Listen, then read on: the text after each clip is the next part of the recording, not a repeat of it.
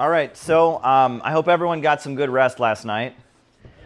So there was a special request that we talk about the topic of religion and communism and how they can go together. So we're going to talk about that for our first session here. So I want to first start out by pointing out some parallels. Now, when we talk about Christianity, the Christian understanding of human history goes like this. First, you have the Garden of Eden, right? We have the Garden of Eden, right? Adam and Eve are in the Garden of Eden. The fruit is eaten. They're kicked out of the Garden of Eden. So from the Garden of Eden, you have the fall. We push that back this way just a little. Okay. You have the fall. And from the fall, you get turmoil, right? That's the world as we know it is a result of the fall of man. But out of the turmoil comes Christ, and from Christ you have the church,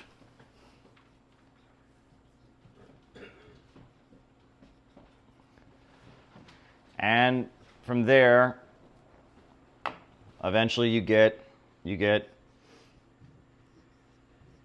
Eden restored. Christianity. This is the Christian narrative of human history, right? Right? From the fall of man, from Eden to the fall, to the turmoil leads to the coming of Christ. Christ founds the church, and the church eventually leads to Armageddon and Eden restored, etc. So how does Marxism explain human history? So it starts out with what they call primitive communism. Or primitive. I'll just put com, so we know what it is. All right, so it starts out with primitive communism, hunter-gatherer civilization. And from hunter-gatherer civilization, eventually, well, you get the origin of property, right? The origin of property.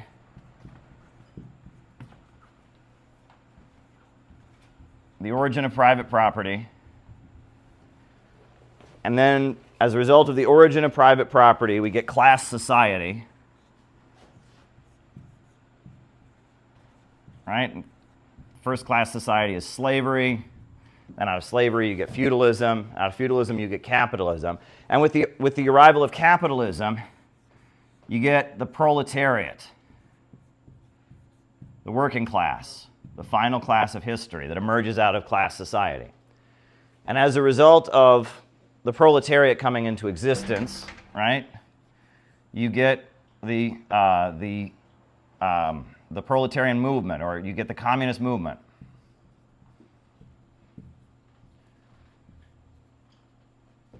You get the communist movement.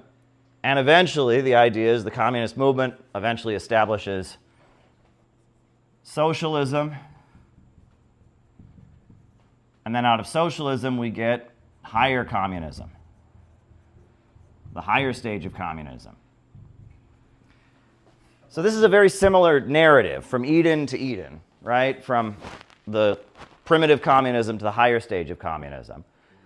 And it's recognizing that at some point we had a classless society, but yet something happened, something changed, and as a result we got a society full of turmoil, and that turmoil will eventually lead to some kind of movement being formed, and that movement will eventually lead to the restoration of a classless world.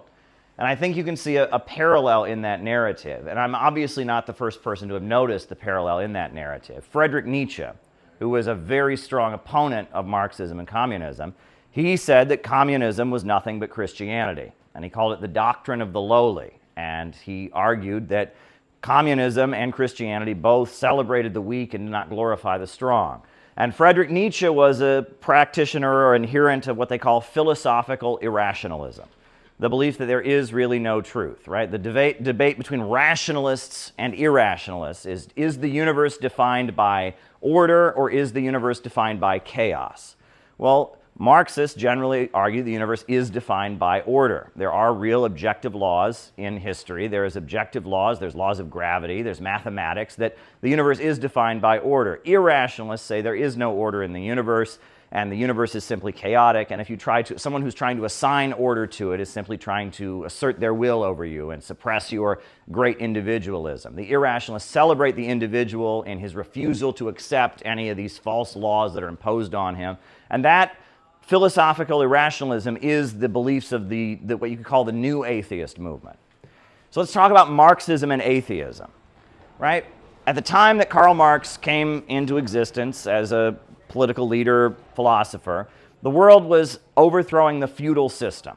Feudalism was the primary political and economic system in the world, but it was facing great revolts and uprisings. You had the French Revolution, you had the English Civil War, you had other revolts and uprisings that were taking place to overthrow feudalism. In feudalism, religion is not a choice. It is imposed on you by society, right? The king has divine right to rule over you by God. It is a crime to criticize the king or to oppose the Catholic Church. If you oppose it or question it, you're burned at the stake. And the bourgeois revolutions to bring about capitalism were largely rebelling against the feudal order and demanding the right to be scientific and demanding the right to engage in scientific research. In fact, the very word revolution originates in astronomy. It was Copernicus came up with this understanding based on his use of a telescope that the Earth was not the center of the universe, it was revolving. And he called himself a revolutionary. He wrote this book on the revolutions of heavenly spheres, arguing that the Earth revolved around the sun. It wasn't the center of the universe. And Copernicus wrote this and risked being burned at the stake. And those who favored science as opposed to just blindly believing the Catholic Church, they were called revolutionaries, first because they believed in astronomy. And then later it took on a political connotation. And it was with the rise of the French Revolution and other things. It became that the word revolution was largely about rejecting the rule of the Catholic order and the religion that was imposed in the feudal order and accepting a scientific way of viewing things. And 1848, that's the year the Communist Manifesto was published. In the year of 1848, there were over 200 revolutionary uprisings across Europe. Every major European country had several uprisings in the year of 1848. They called it the Spring of Nations. And 1848 in particular was the year of the German Revolution of 1848. And the German Revolution of 1848 was fought because Germany at that time didn't exist as a country. There were many different principalities and municipalities, and they wanted the creation of a central German government, a nation state with an elected democratic republic. And so all over what became Germany, you had people rising up against the local feudal kings and monarchs, and the battle cry, the anthem of the 1848 German Revolution. Do people know what it was? Deutschland, Deutschland, über alles, Deutschland, über all das Welt, right? They were demanding the creation of a German nation state that would have democratic rights for the population and would sweep away the power of all the local kings and princes and principalities that were... Roman Empire, Yeah, right. The Holy Roman Empire was at least one pre-German state. There was parts of Germany that was Prussia, I believe, if I understand correctly. And there was many different of these, and they were calling for the creation of a modern German nation state. And there were many different feudal governments that made up what eventually became Germany. And the 1848 German Revolution failed. And one of the people who fought in the 1848 Revolution, obviously in a different faction than Karl Marx, was Richard Wagner, the composer. And Wagner went into exile after the revolution failed. And Karl Marx fled from Germany when the revolution failed. And in fact, I grew up in Ohio, and in my little town in Ohio, we would see horse and buggies going by. And a lot of the people I went to school with were Mennonites, and then there were Amish in the area. They had their own schools. Well, why is it if you go to Pennsylvania and Ohio, there's so many German folks with last names? Because in 1848, if you were on the losing side of the revolution, you had to leave Germany. And the 1848 German Revolution was this massive uprising demanding the overthrow of feudalism and the creation of a modern German nation state. And Karl Marx had one faction that was part of that uprising. And at that time, religion was associated with feudalism, where it was imposed on people, and the overthrow of feudalism was demanding the right to be scientific. And many people look at the fact that Marx called his philosophy or his teaching scientific socialism. And they look at that and they say, okay, you're not sitting there with a white coat and you're not doing experiments to prove socialism. Why? It's not scientific in that sense.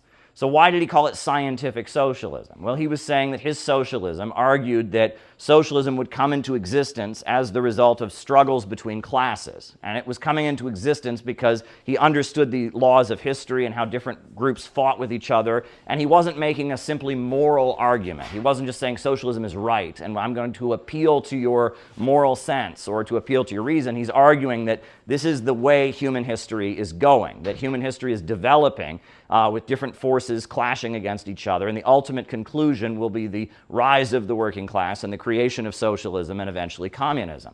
And that's not exactly scientific, that's just an observation about human history. But to be scientific in this age meant that you were part of the new world that was emerging and you were not part of feudalism. And atheism, the atheism of Karl Marx, was very much a rejection of the feudal order that existed. Now, I often make this analogy and explain things when I explain how one can be religious in our time and be a Marxist or a communist. I talk about this ring that I wear, right? Now, when I went to the Islamic Republic of Iran, I saw that all the men, for the most part, at least the religious men, were wearing this ring. And so when I got back to the United States, I wanted to find out what this ring was. And I read about it. And the ring, they call it an Islamic akek ring. And the story behind it is that the Prophet Muhammad, when he took the Temple of Mecca, and he seized the Temple of Mecca, at the time, the Temple in Mecca was a place where there were many, many idols to pagan deities and statues. And when he took the temple at Mecca and made it a temple to the one true God, the Prophet Muhammad and his followers smashed all the idols. And so the Prophet Muhammad kept a piece of one of the idols as a token of the victory of the one true God over paganism. And that then reminded me of a book I read called Heroes, the Heroic and Hero Worship in History by Thomas Carlyle. Thomas Carlyle was a great Scottish intellectual and writer, and he talked about, if you read the Bible, if you look at the history of Judaism, if you look at the history of Islam, all the great prophets, what did they do? They went around smashing idols. And he says, what's this really about? How can we understand the tradition of smashing idols? And he says, do we really think that human beings were just stupid? That they could take a piece of wood and they could carve it and that would be God? Do we really think that human beings were just so stupid that they took a piece of wood and they carved it in a certain way, they put a face on it, and that was God? Of course not. The idols were a symbol. They were meant to stand for something. However, after the idols had been built and after generations had gone by, what they stood for was forgotten, and the worship of the idol became a routine, and the principles and the truths that the idols had stood for were forgotten, and people just got into the routine of following and bowing before the idol and lighting, burning a sacrifice before the altar of the idol, and they were forgetting what the idol actually stood for. So when the prophet is sent to earth, what the prophet does is he goes and he smashes the idols, because he's trying to reconnect man with the higher truth that those idols once stood for. And those idols were originally something that could connect people to that truth, but over time those idols became an impediment. They were actually blocking people's ability to get that truth. So those idols had to be removed. The prophet has to come and smash the idols so that people can once again connect with the truth.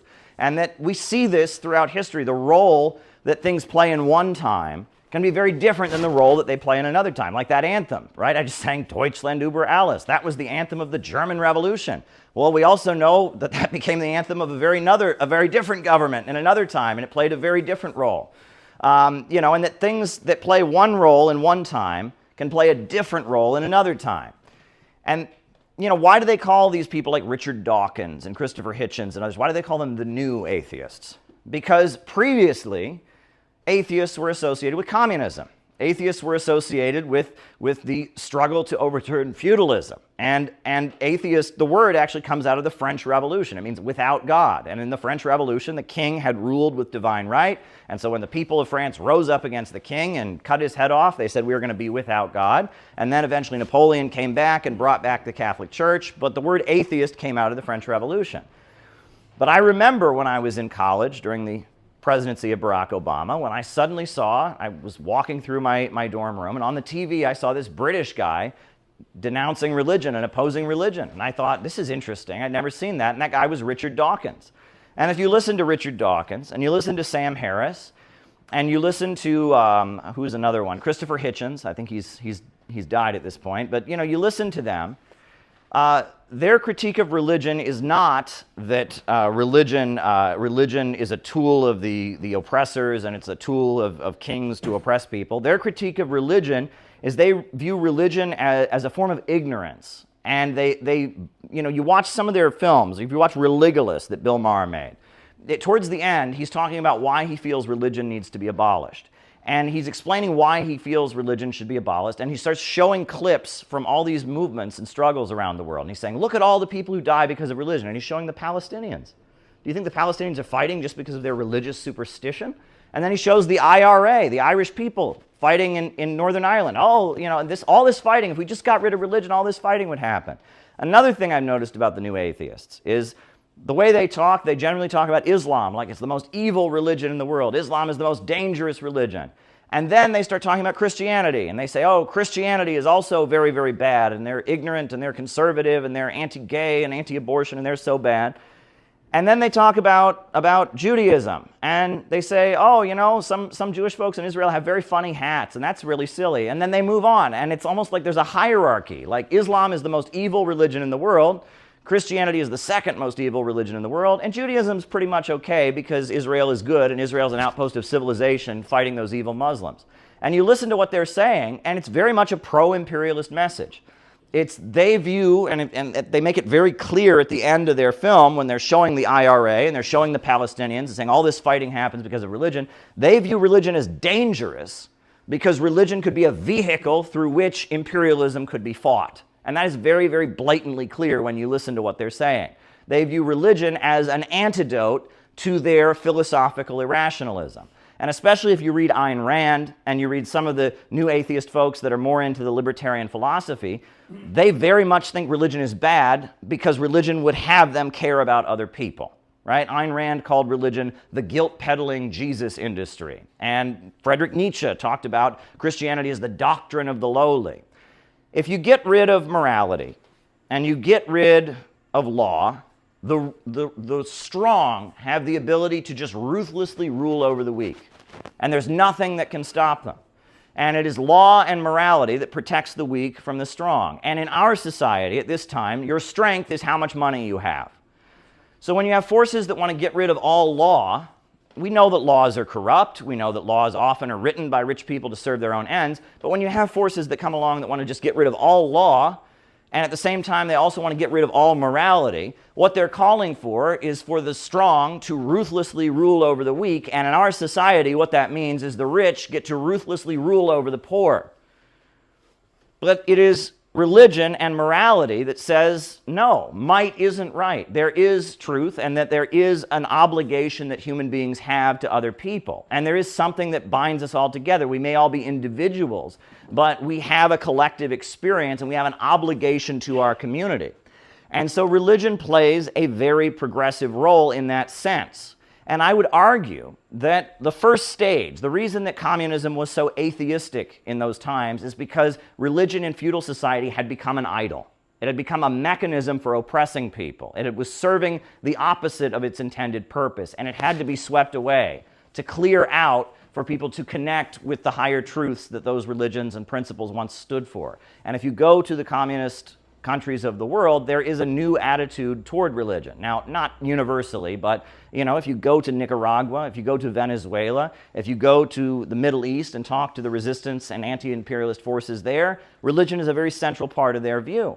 And even in China, where atheistic view is still primarily the view of the Communist Party. They have apologized for how religious people were treated during the Cultural Revolution extensively, and they've formed religious associations. And in particular, in the Muslim areas, the Uyghur regions of China, the Chinese government has spent millions of dollars building mosques, because the mosques that have been built previously have been built by forces that are against the Chinese government and are trying to break these regions away from China. So the Chinese government is actually funding mosques by imams and religious leaders that are not opposed to communism and not promoting terrorism. So at this point, I think we can say that you can't frame things the way that they used to be framed. And I don't think that in our time, genuine socialism, the countries around the world that are building up and raising people up from poverty, I don't think they have the same hostility toward religion as before, but I would argue that the woke stuff, that is very much the Trotskyism, and it is the desire for rebellion, it is that evil part of Marxism kind of separated. The woke stuff is very anti-religious, because that woke stuff is just the spirit of rebellion. And that's why I also urge people to talk about left versus right. Where does left versus right even come from? It comes from the French Revolution. In the French Revolution, after they overthrew the king, the people that were more loyal to the king sat on the right, and the people that were fully embracing the revolution sat on the left. And the left said it stood for historical progress. And that's all that left and right really mean, is the left vaguely believes in historical progress, and the right vaguely believes in tradition and keeping things the way they are, preserving what's good. But we're in a time where it doesn't even really make any sense. What is left and what is right? Because one aspect of historical progress is economic growth, the belief that we should build up and raise up and create a more abundant society. But what I hear from most of the left is that we want less. We want to degrow. We should go back to some primitive ideal. And at the same time, one aspect of historical progress is wanting to connect countries around the world and trade and have countries become more connected to each other so we don't have wars. But what I hear from the woke left is a call for global instability and chaos and violence, and they support every color revolution and regime change war. So at this point, if you believe in historical progress, if you want the world to get better, I guess that you could say that you're left, but left, coming out of the French Revolution, was very much associated with the spirit of rebellion. We have to remember that the French Revolution was not only an upsurge against the feudal order. The French Revolution was also, at the same time, an explosion of rage and vengeance. Right? That's why they had the guillotine and they were cutting people's heads off. That's why there was such mass killing, the Reign of Terror. It was also an explosion of sexual release. Feudal society is a very, very controlled society, and the French Revolution was all about sexual release. So much that the Marquis de Sade had the idea that they should have theaters where there would be naked women that men could just go look at, because that would keep the passion of the revolution going. And that it's true that if a person is very much restraining their rage, and you come along and say to them, I give you permission to be angry, that person will be loyal to you. They'll say, wow, you gave me permission to be angry. I've been trying to hold in my anger all this time, and you gave me permission to be angry. And that's what happened in the French Revolution. The peasant couldn't even look the noble in the face. He was completely oppressed.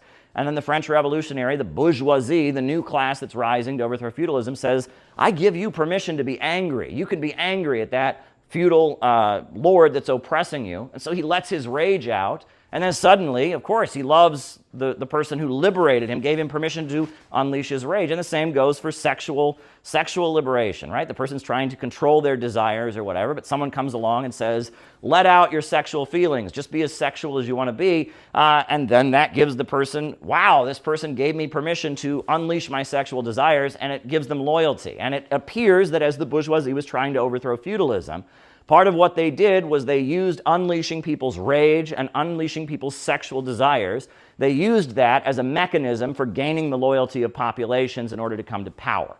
And that violence and sex are connected. Sigmund Freud talked about the libido, the libidinal desires. Rage and sex are very much connected. And that I think, unfortunately, the color red The reason the color red is associated with communist revolutions historically is because red is the color of passion, and it is the color of rage, and it is the color of sexual release, and that during the French Revolution, as they were mobilizing the population to try and overthrow feudalism, and they're giving people permission to unleash their rage and unleash their sexual desires, they started having the revolutionaries all wear bright red caps, and that left became associated with a psychological phenomenon you can call libidinal release, giving people permission to release their bottled up anger, release their bottled up sexual impulses as a way of controlling them. And that may have been a mechanism that maybe revolutionary and progressive forces used in the 1800s. That's what the imperialists are doing right now. That is exactly what Facebook and Twitter and all the social media outlets are doing. And if you look at social media, it's very much just rage, 24-hour rage. You look at a lot of these videos and a lot of that, it is just stoking up people's rage and resentment.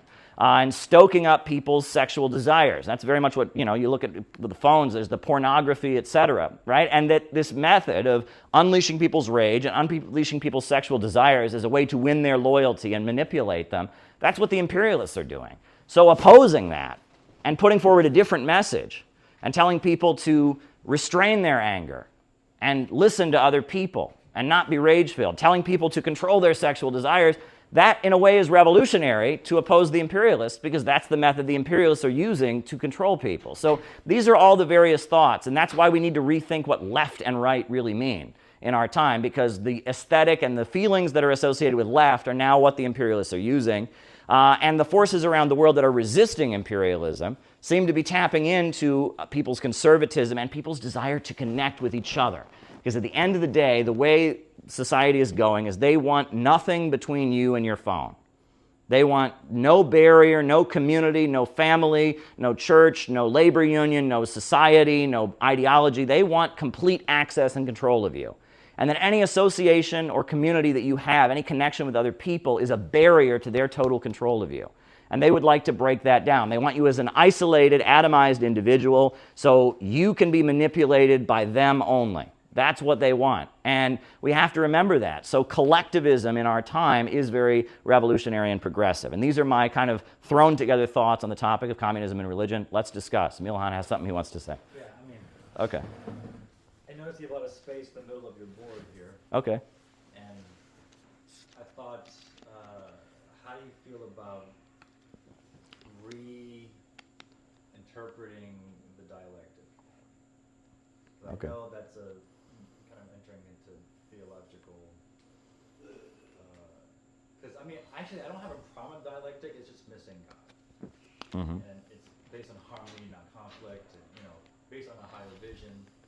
And I'm wondering if you would explore that a little bit. Sure. So the foundation of Karl Marx's philosophy is what's called dialectical materialism. Dialectical materialism says that all that exists is matter, that there are no spiritual forces, it's only just matter, but that matter is constantly in a state of motion. It's constantly clashing with other matter, and it is through that clash that change comes about. People explain dialectical materialism with the phrase, A does not equal A, because this first A can never be the same as the second A, because the universe is constantly in a state of change, right? That even though this may look like the same A, it is not the same A, because there's a constant state of change that exists in the universe, and that everything in the universe is constantly clashing against everything else, and is that conflict that leads to history marching forward. And that it is material reality. When you talk about materialism versus idealism, Immanuel Kant said, thought said, I think, therefore I am. I believe that was Immanuel Kant. Descartes. I think, therefore I am. Well, the materialist says, I am, therefore I think. Or Frederick Engels said, thought is inseparable from matter that thinks. The only reason you think is because you have this material thing called a brain. That is the materialist philosophy. And idealism says that the material world is the reflection of something spiritual, right? It is the reflection of either the mind of God. God created the world spiritually. Material came as the result of something in the mind that existed first, or that your own mind can create reality, right? Which is a common thing. We talk about the secret, etc. Right, and generally Marxism rejects any form of idealism and argues that material is what exists, and thoughts and feelings, etc., all just flow, are kind of a response to the material. And I am at the point where I don't accept that because I do believe in God. But in addition to that, I do believe that passion and ideas and feelings and dedication are very, very important.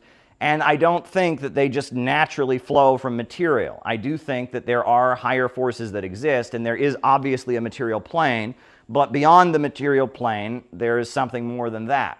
And that's the foundation of Marxism, dialectical materialism. But the fundamental problem with dialectical materialism is that dialectical materialism argues that change always comes through conflict, that it's always through a confrontation that change exists. And dialectical materialism, I think the two great examples I will think of is, one is the solar system.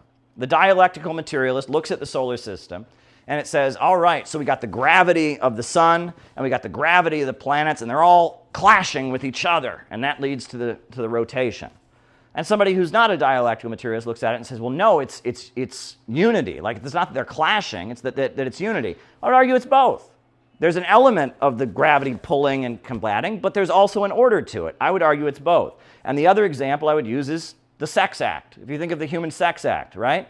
If we think about when two human beings are having sex with each other, there's obviously contradiction. Certain things are clashing against certain other things. So you can't deny that there's a confrontation going on. However, if sex is as it's meant to be and two people are loving each other and caring for each other, it's obviously a very unifying act. So if you look at the sex act is both clashing and combining together, and that the nature of the universe is not purely clashing and combating. I would argue that Marxism in a lot of ways is an overreaction to feudalism. In feudalism, there was no class struggle at all. You were born into your position. You couldn't challenge authority. You couldn't question anything. There was no class struggle. There was no protest. There was no thinking for yourself. There was no inquiry. There was no debate. Marxism comes along and says everything is clashing. Everything is debate. Everything is rebellion. Everything is scientific. There is no order in the universe. And I think we need to balance it out. Feudalism is gone. And these revolutionary modes to oppose feudalism are the main way that the people ruling us in our time are holding on to their power. So that's why I would argue that I think dialectical materialism is not exactly where I'm at this point.